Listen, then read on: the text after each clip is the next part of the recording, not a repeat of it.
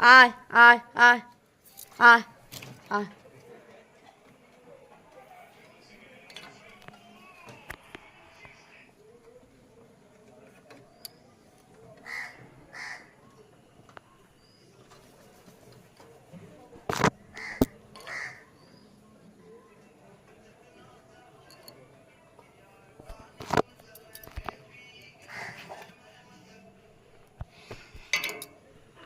আয় আয় আয়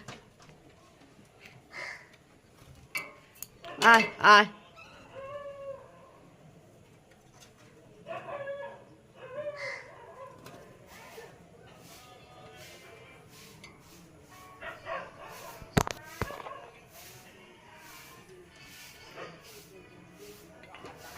হ্যালো বন্ধুরা, এখানে সকাল সকাল বরমশাই সবজি কাটতে বসে গিয়েছে।